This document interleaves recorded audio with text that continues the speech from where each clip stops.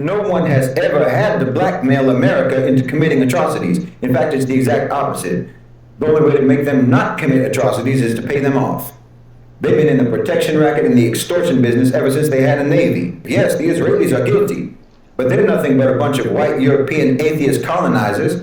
They're nothing but a pseudo-Jewish brigade of American imperialism. That's what they are, imposing American values on Palestine.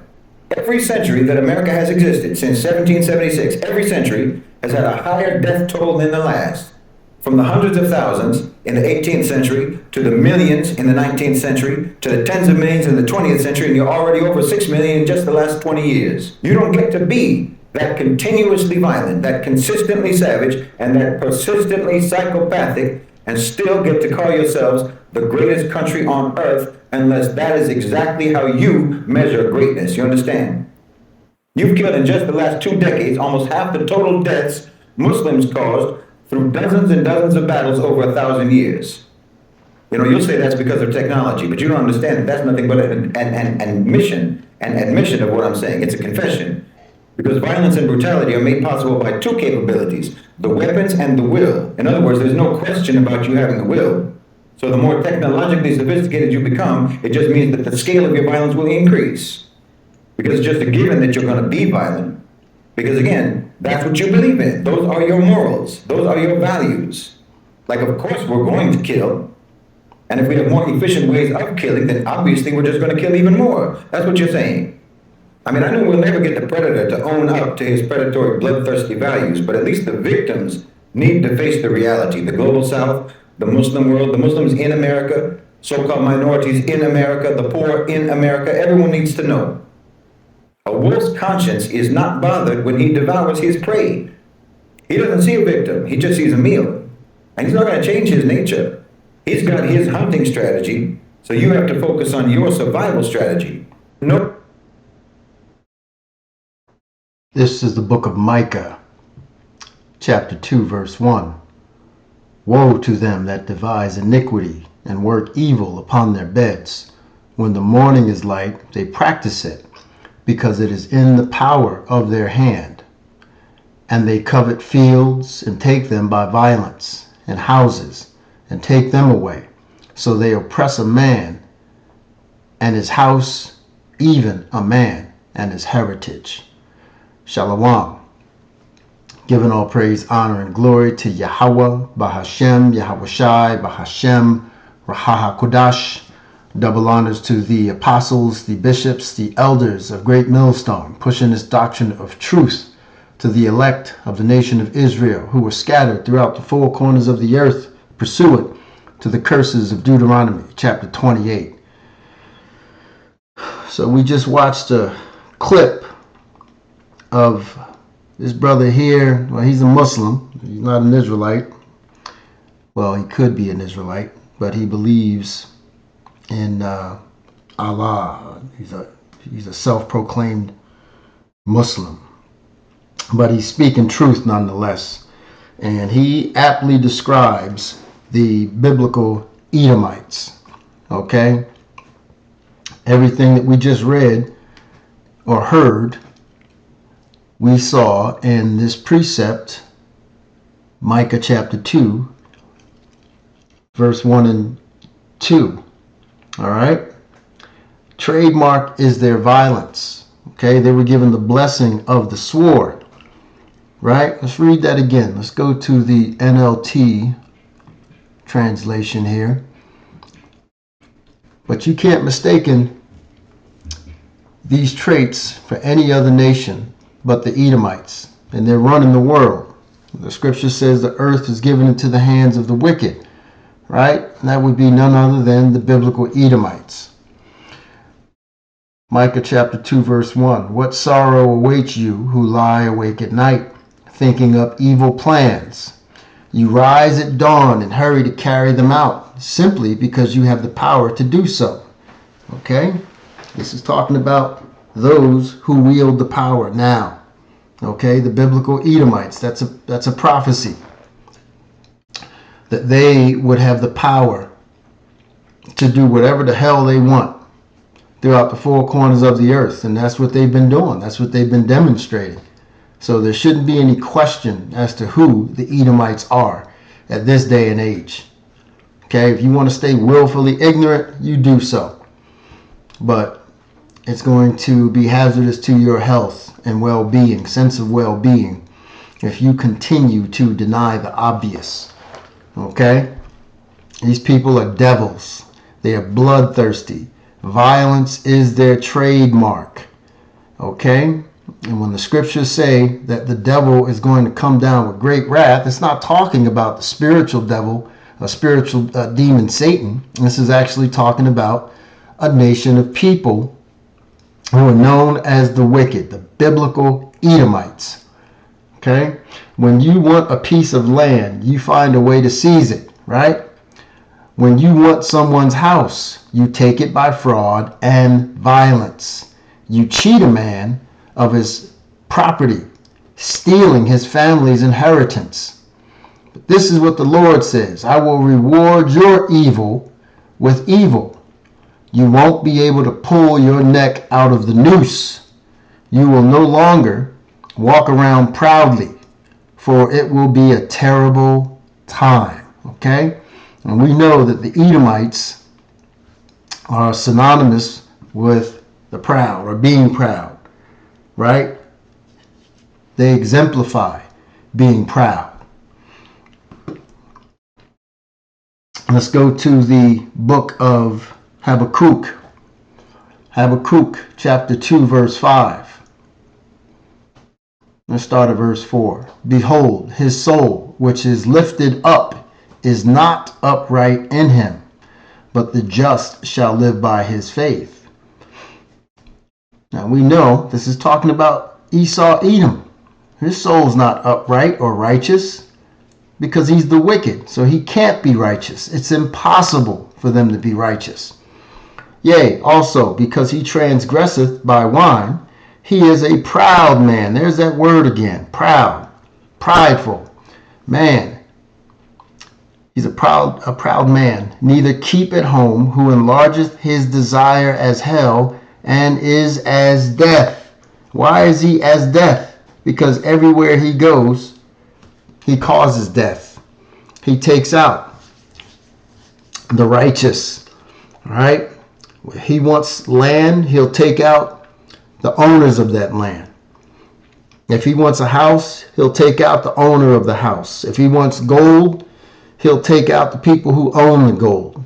If he wants oil, he'll take out the people that own the oil. Okay? They are bloodthirsty. And by any means necessary, if they covet something that you have, they'll take you out, shed your blood to get it. All right? This is what happened with the so-called Native Americans, okay, which is the northern kingdom of the Israelites. And cannot be satisfied, but gathereth unto him all nations, and heapeth unto him all people. See, they can't be satisfied. Okay? It's an insatiable thirst for blood. Okay? You've seen over the past couple hundred years how they've been able to just invade countries, Afghanistan, Iraq, under the guise of rooting out terrorists or finding weapons of mass destruction, okay, or spreading democracy, right? There was always an underlying surreptitious motive, right, that they had, but they would have to disguise it with something that the world would endorse, okay? Because with Iraq, the whole country, the whole world pretty much got behind or rallied behind the United States to go in there and take out Saddam Hussein, okay? Because they thought that they did have weapons of mass destruction, but they were never found. Never found. And what did they do while they were there? They stole oil. They went in. They had Halliburton go in and open up shop and had other private businesses. They gave them government contracts to go in there and extract more money or wealth out of that country. Okay? and made a lot of people billionaires, millionaires. All right?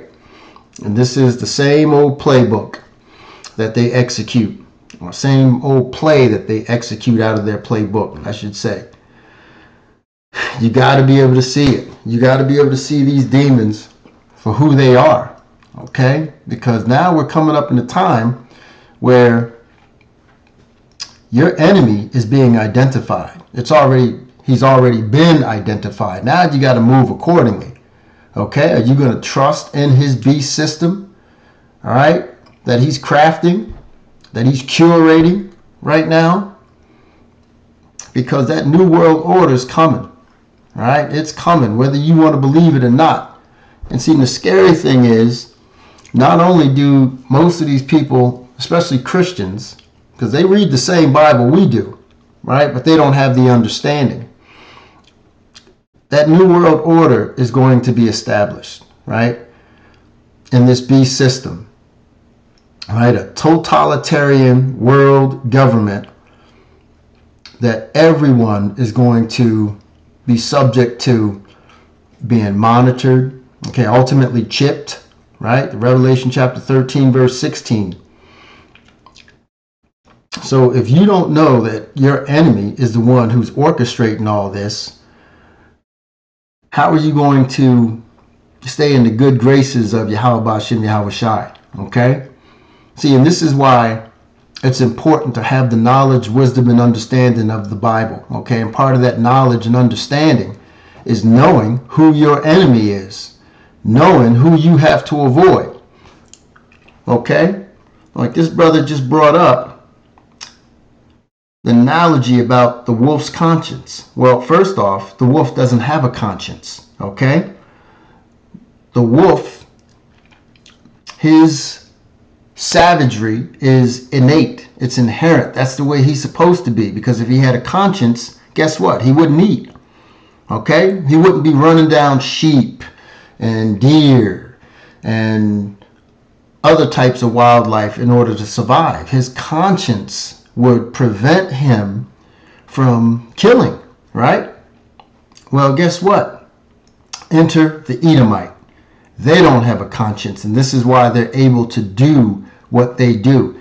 This is why they're able to go into countries and rape and rob and pillage and steal, okay, and execute for sport, okay? Remember, the Edomites are the cunning hunter.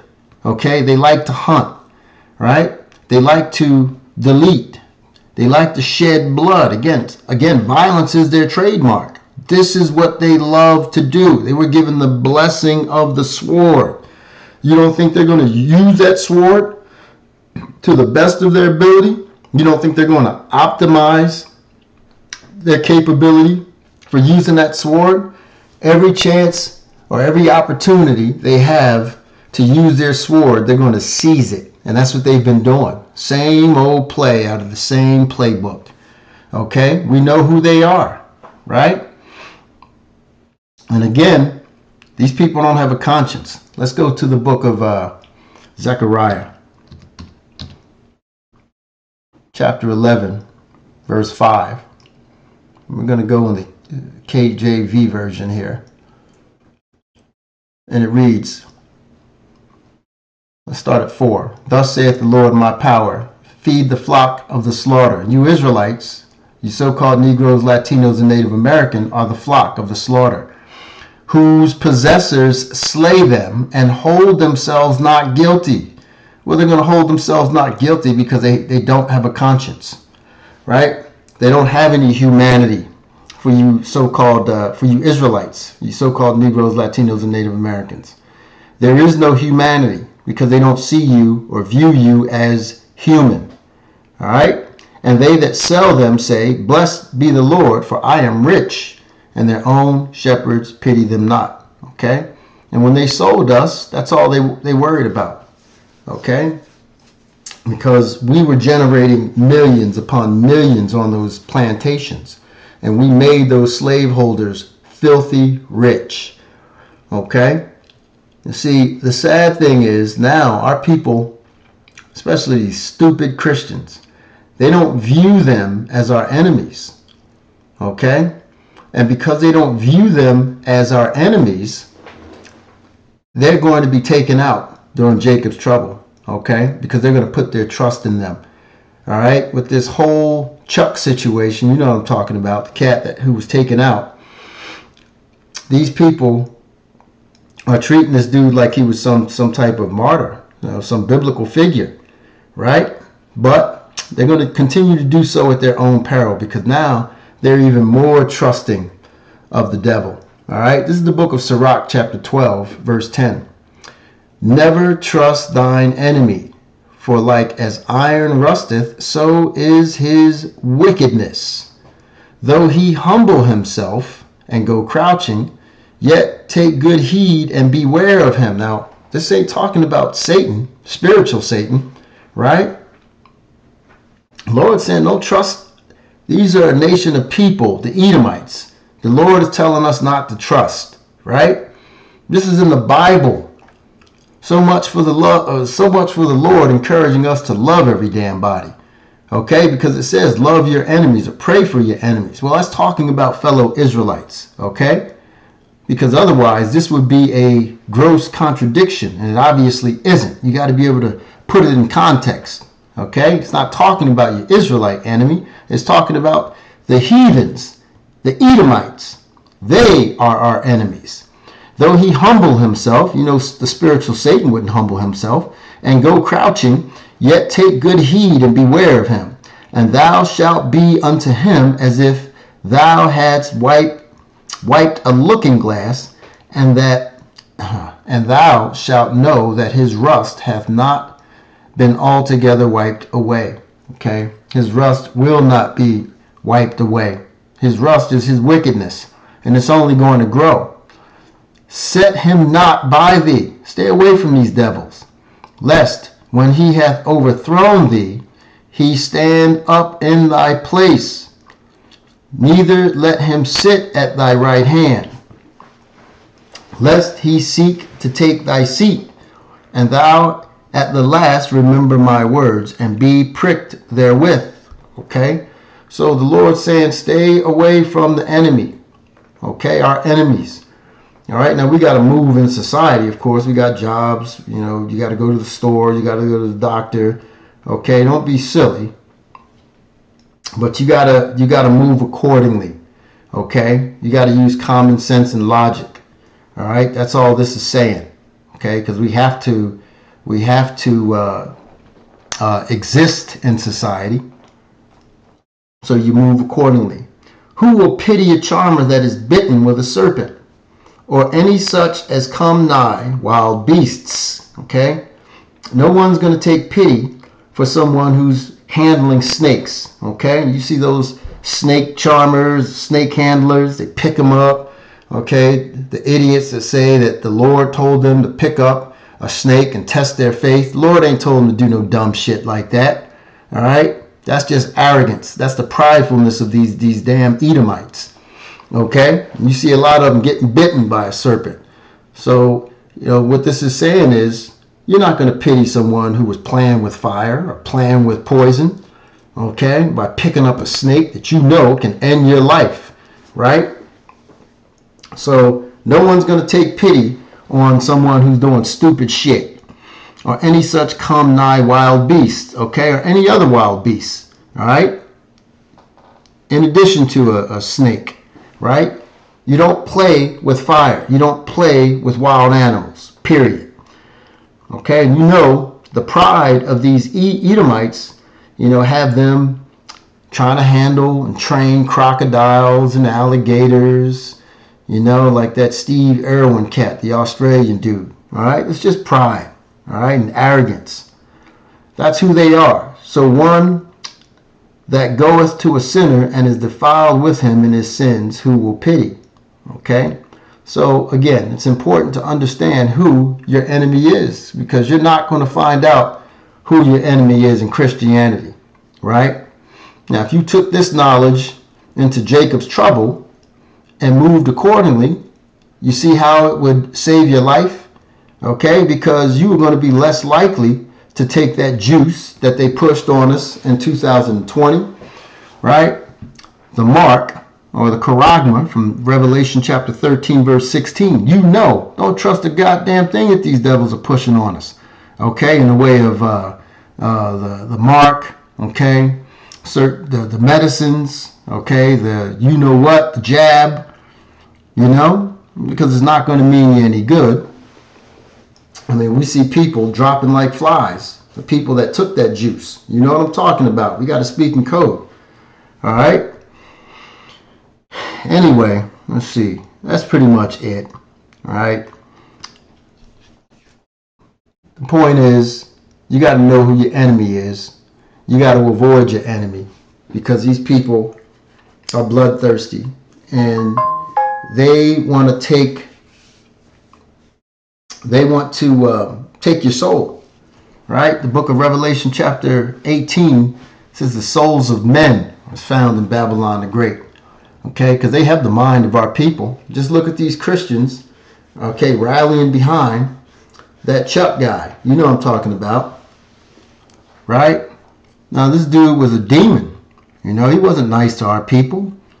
So why in the world are they pedestalizing this dude, right?